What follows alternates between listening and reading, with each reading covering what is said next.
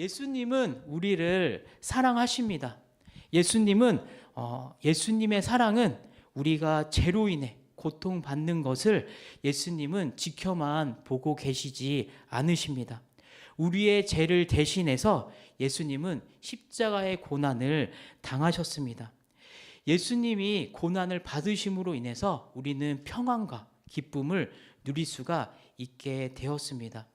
우리는 예수님의 십자가의 고난을 통해서 예수님이 주시는 그 메시지를 다시 한번 생각해 보는 시간을 가져야 할 것입니다. 예수님은 십자가 상에서 7마디의 말을 하셨습니다. 이 메시지는 우리에게 주시는 사랑의 메시지입니다. 이번 주는 고난 주간입니다. 그래서 오늘 말씀은 예수님이 십자가의 상에서 말씀하신 가상 7원에 대한 이야기로 말씀을 같이 나눠보는 시간을 갖겠습니다. 첫 번째로 아버지 저들을 사하여 주옵소서 자기들이 하는 것을 알지 못함이니이다. 이게 첫 번째 말씀입니다. 누가복음 23장 34절을 함께 같이 합독하면서 읽겠습니다. 네, 함께 읽겠습니다. 이에 예수께서 이르시되 아버지 저들을 사하여 주옵소서 자기들이 하는 것을 알지 못함이다 하시더라. 그들이 그의 옷을 나눠 제비 뽑을세. 예수님은 빌라도에게 십자가의 형을 받았습니다. 그리고 예수님은 십자가를 등에 지고 골고다 언덕으로 십자가를 지고 올라가셨죠. 그곳에서 예수님은 손과 발에 못을 박히시고 그리고 십자가에 매달리게 되었습니다. 매달리고 나서 예수님은 첫 번째 메시지를 우리에게 말씀해 주셨죠. 그 첫 번째 메시지는 아버지 저들을 사하여 주옵소서라는 첫 번째 말씀입니다. 이 말씀 속에는 사랑과 용서라는 그런 뜻이 담겨져 있습니다. 예수님을 십자가에 못 박힌 사람들을 예수님은 용서해 달라고 말씀하고 계시는 것이죠. 이 말씀은 모든 사람들에게 희망을 주는 메시지가 될 것입니다. 왜냐하면 우리는 죄인이기 때문입니다. 우리 삶 속에서도 우리는 죄악된 삶 속에서 살아갑니다. 그래도 예수님은 우리를 사랑으로 용서해 주시고 품어 주신다라는 그런 뜻이 담겨져 있는 것이죠. 그리고 언제든지 우리가 예수님을 찾으면 예수님은 언제든지 우리를 용서해 주시겠다라는 의미를 갖고 있습니다. 우리는 예수님의 사랑의 메시지를 항상 기억해야 할 것입니다. 그래서 용서에 대한 또 사랑에 대한 예화를 함께 보겠습니다. 리차드 범 브레드 목사님이 계셨습니다. 이 목사님은 30명의 성도들과 함께 감옥에 갇히는 그런 처지가 되었습니다. 루마니아에 있는 감옥에 리차드 범 브레드 목사와 30명의 성도들은 감옥에 갇혔습니다. 그런데 어느 날 감옥 문이 열리더니 한 명의 사람이 밀려서 그 감옥에 들어오게 되었습니다. 처음에는 감옥이 깜깜해서 누가 들어왔는지 알 수가 없었습니다. 그런데 시간이 지나니까 서서히 그 어떤 사람이 왔는지 누가 왔는지 확인이 될 수가 있었습니다. 그런데 그 감옥에 있던 모든 사람들은 순간 깜짝 놀라게 되었습니다. 그것은 목사님과 성도님들을 감옥에 넣었던 경찰 대위가 그 속에 들어온 것입니다. 그래서 모두가 의아해하고 왜 이 사람이 우리가 있는 이 감옥에 들어왔는지 다 궁금해했습니다. 이 대위도 주위에 있는 사람들이 다 궁금해하니까 자신의 왜 들어왔는지 이야기를 하기 시작합니다. 이 경찰 대위는 이 사람들에게 자신이 왜 들어왔는지 얘기를 합니다. 어느 날 자신에게 12살 된 소녀 한 명이 자신을 면회하려고 찾아왔다고 합니다. 그래서 이 대위는 그 소녀를 자기 사무실로 들어오게 해서 같이 이야기를 나눴습니다. 이 12살 된 소녀는 수줍어하면서 이 대위에게 다가갔죠. 그런데 한 다발의 꽃을 들고 들어왔습니다. 그리고 나서 이 소녀는 이 대위에게 얘기를 하죠. 당신은 우리 어머니와 아버지를 감옥에 넣은 사람입니다. 그리고 나는 오늘 이 꽃다발을 우리 어머니 생일이기 때문에 주려고 하는데 줄 수가 없다라고 얘기를 합니다.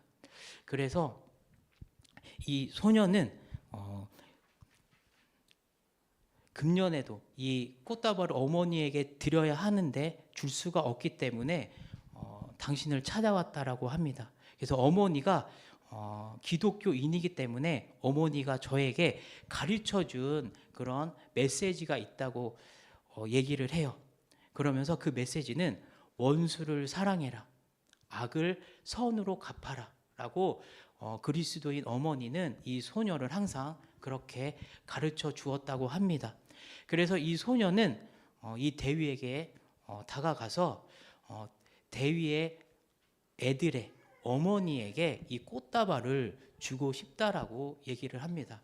그래서 그 어머니가 이 꽃다발을 받아서 기뻐했으면 좋겠다라고 얘기를 해요. 그러면서 대위의 아내분에게 이 꽃다발을 대신 전해 주십시오라고 하면서 꽃다발을 이렇게 주었습니다. 그 대위도 그 꽃다발을 받지 않는 게 아니라 그 꽃다발을 받았습니다. 그리고 그 소녀에게 다가가서 같이 부둥켜 안고 눈물을 흘리기 시작을 했어요. 그리고 이 대위는 그 소녀하고 헤어지고 나서 마음의 가책을 느꼈습니다. 마음에 회개하는 마음이 나타난 거예요. 그리고 나서 그 자리에서 예수님을 다시 받아들이는 그런 결심을 갖게 되었습니다. 그래서 이 대위는 하나님을 믿으면서 사명을 감당하면서 감옥에 들어왔다라고 얘기를 합니다. 용서는 쉽게 할 수 있는 것이 아닙니다. 용서는 내가 손해를 볼 수가 있습니다. 또 용서는 내가 패배자로 낙인을 찍을 수가 있습니다. 그런데 예수님은 십자가 상에서 원수를 사랑하셨습니다. 그리고 한 소녀도 어머니를 또 아버지를 감옥에 가두게 한 그 대위를 용서하였습니다. 그 용서가 어떻게 되었나요? 예수님이 용서함으로 인해서 모든 사람들이 구원을 얻을 수 있는 기회를 얻었습니다. 한 소녀가 그 대위님을 용서함으로 인해서 그 대위가 하나님을 영접하고 하나님의 사명의 길을 걸어가는 것을 볼 수가 있습니다. 네, 용서는 하나님이 원하시는 그런 축복인 거죠. 에베소서 4장 32절의 말씀을 함께 읽어보겠습니다. 에베소서 4장 32절입니다. 함께 읽겠습니다. 서로 친절하게 하며 불쌍히 여기며 서로 용서하기를 하나님이 그리스도 안에서 너희를 용서하신 같이 하라. 네, 그리스도 안에서 하는 용서는 능력입니다. 예수님은 우리를 위해 십자가에 못 박히셨지만 십자가 상에서 우리에게 사랑의 메시지, 용서의 메시지를 주셨습니다. 이번 주는 고난 주간입니다. 예수님의 사랑을 다시 기억하면서 그리스도의 사랑과 용서를 또 전파하는 모든 성도님들이 되었으면 합니다. 네, 두 번째로 내가 진실로 내게 이르노니 오늘 네가 나와 함께 낙원에 있으리라 라는 말씀입니다. 네, 다 함께 누가복음 23장 43절의 말씀을 함께 읽겠습니다.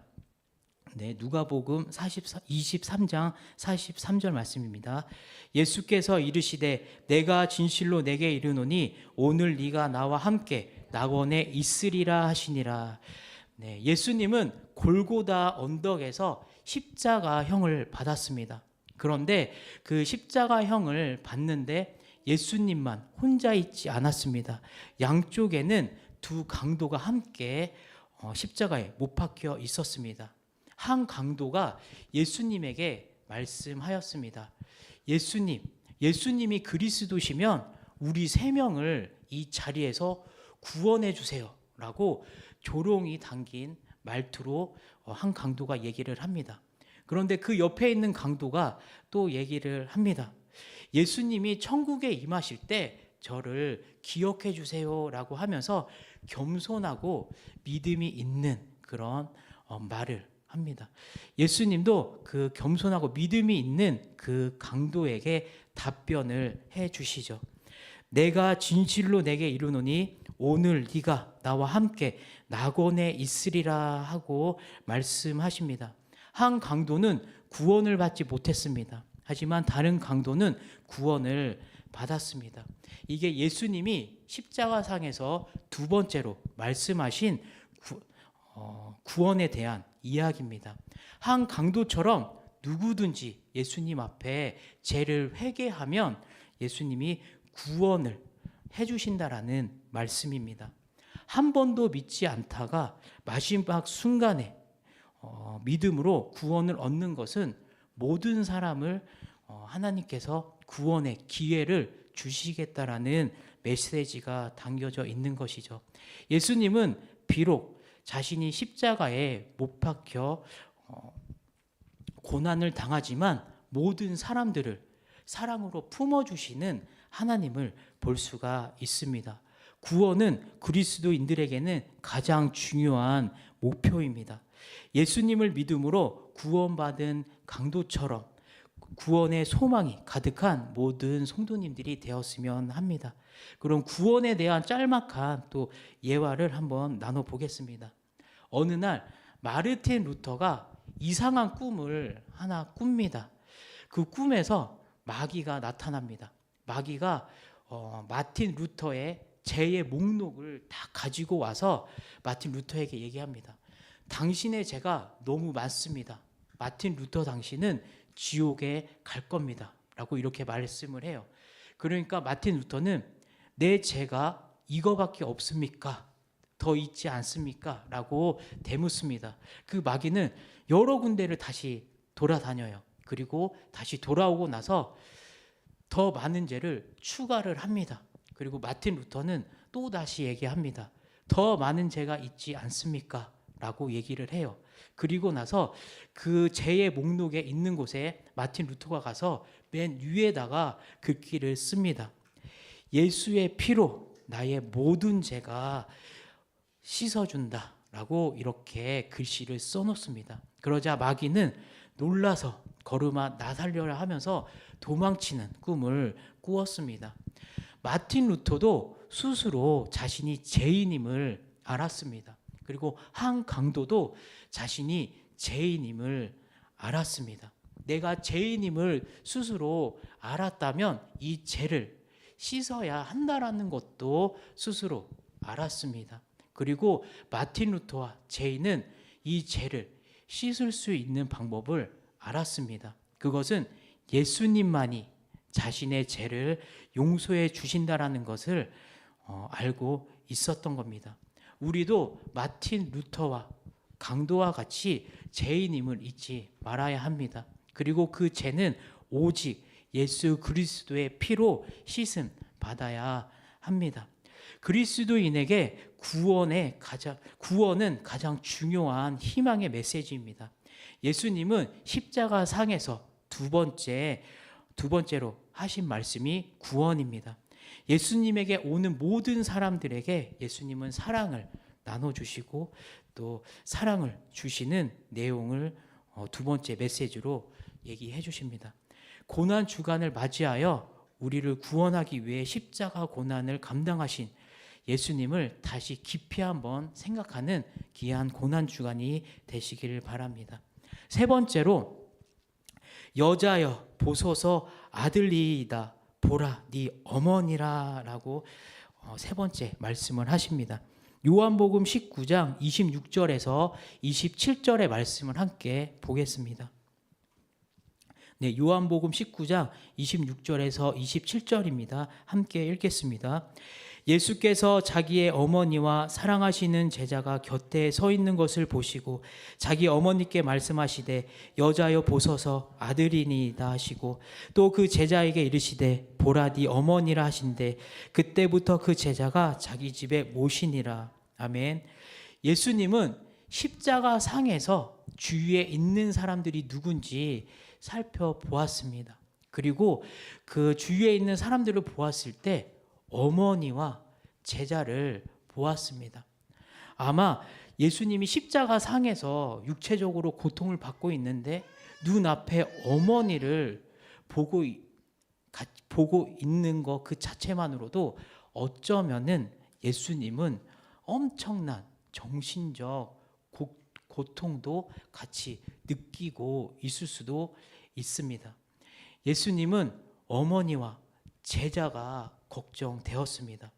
그래서 예수님은 어머니를 제자에게 또 제자를 어머니에게 맡김으로써 서로가 서로를 도와주도록 말씀하시는 것을 볼 수가 있습니다.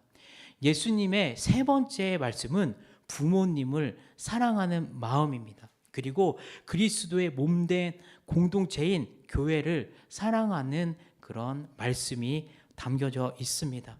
에베소서 6장 2절에서 3절의 말씀을 함께 읽겠습니다. 에베소서 6장 2절에서 3절 말씀입니다. 내 아버지와 어머니를 공경하라. 이것은 약속이 있는 첫 계명이니 이로써 네가 잘되고 땅에서 장수하리라. 네. 부모님을 공경하는 것은 하나님의 중요한 말씀 중에 하나입니다. 부모님의 사랑을 잊지 말아야 할 것입니다. 모세도 시내산에 올라갔을 때 율법과 십계명을 받고 내려왔습니다. 그 십계명에는 부모님을 공경하라라는 그런 내용이 담겨져 있죠. 그만큼 부모님을 공경하라는 내용은 기독교의 덕목 중에 하나라고도 볼 수가 있습니다. 자녀가 부모님에게 효도하는 것은 어쩌면 당연한 일입니다. 하지만 하나님은 자녀들에게 부모님을 효도하면 그 자녀에게 많은 축복을 주시겠다고까지도 하시는 약속을 하십니다. 우리는 고난 주간을 맞이하였습니다. 부모님의 사랑 또한 기억하는 그런 고난 주간이 되었으면 합니다. 그러면 부모님을 공경하는 또 예화를 함께 하나 또 보겠습니다. 나폴레옹이 폴란드를 침략할 때였습니다. 폴란드는 나폴레옹으로 인해서 나라가 멸망을 하게 되죠. 그래서 폴란드의 농촌에 있는 한 영주가 나폴레옹에게 잘 보이기 위해서 나폴레옹을 초대하였습니다. 그리고 나폴레옹은 그 초대에 응해서 그 영주의 집에 찾아갔습니다.